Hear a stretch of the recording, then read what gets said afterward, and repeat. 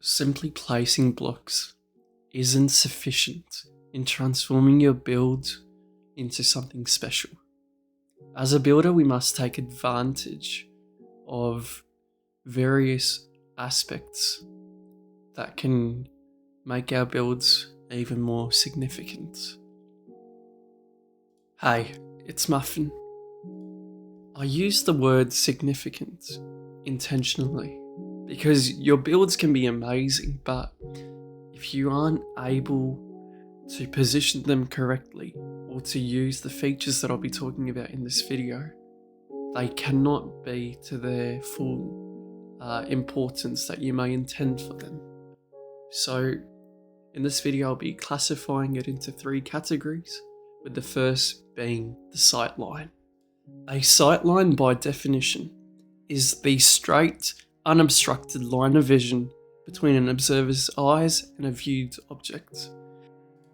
Sightlines are a very effective way in conveying a sense of direction to the observer.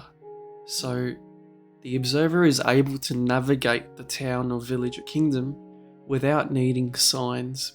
And this adds a further aspect of realism, given that a lot of people in the past weren't able to read or read a different language's directions. And so the way to navigate it, at least for me, was to use iconic buildings as reference points.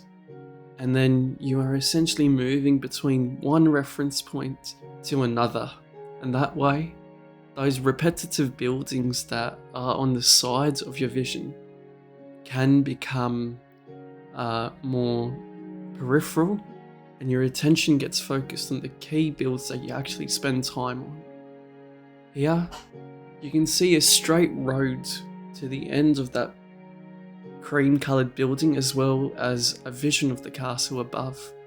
And as you turn to each crossroad, you can already see, before you even start to walk along it, what your destination will be. The next technique is framing. Framing is a technique which uses elements within a scene to surround and draw the viewer's eyes to the main subject. So here, as you pass through the arch of the gateway and then walk along this path, you are focused in for the entirety of your walk on that castle. And again, by forcing someone to go down, it builds that suspense so that when you pass again through this portal, which is the door, you have this beautiful view of your feature build. Framing sometimes overlaps with sightlines in this example, where the usage of trees to funnel the vision can also be read as a sightline for the church. Over here, by using symmetrical pillars, you are funneling the observer's view to the mosque. And again, over here, by using the legs of the Colossus and the symmetrical towers, you are framing the ship in the middle. Framing can also be done simply anytime that you see an arch. Over here, I positioned the statue in the background so that it fits perfectly. And another way is just by using builds to funnel a vision. Over here, I used the nature, the trees, to kind of force someone to walk through a tunnel to that temple.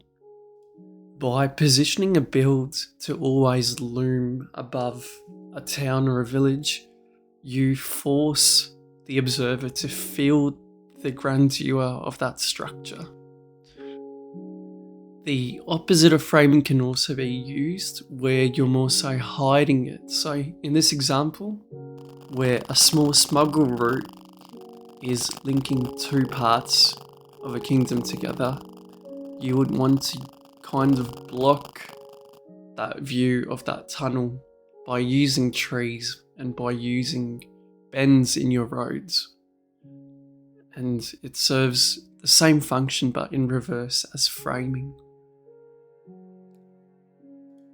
I would encourage that any time that you see a unique land feature like an arch, you take advantage of it by using it as a frame for any build.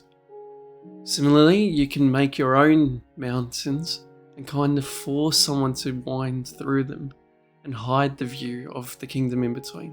These toga gates also offer that advantage because as you walk through them, they block out the sun and the sky and all your peripherals, so that when you get to the set point, you can see the build in its full focus. And here I use the combination of the last point, where the shogun's residence is above everyone.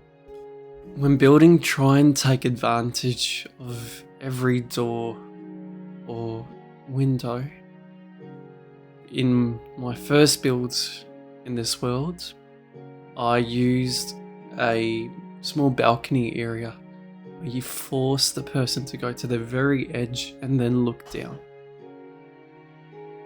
The third category is lighting. I define lighting as taking advantage of natural light or artificial so as to highlight a significant part of your build. Here, the first Dwarven King's tomb is highlighted, as is the white tree of the dwarves. By using natural light, you force something that would have otherwise been dark and hidden in a build to stand out from its surrounding. And here the light also plays a functional role for the tree's growth. Here I align the path in the arch bridge to be with where the sun rises. Similarly, here I position the moon to have its midpoint above the residence of the shogun, so that he has some heavenly or spiritual significance to his people, and that it's shown through the build itself.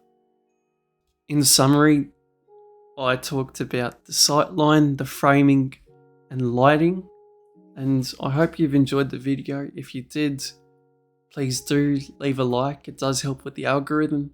Leave a comment for suggestions for future builds. Subscribe if you'd like to see future builds, and most importantly, have a good day.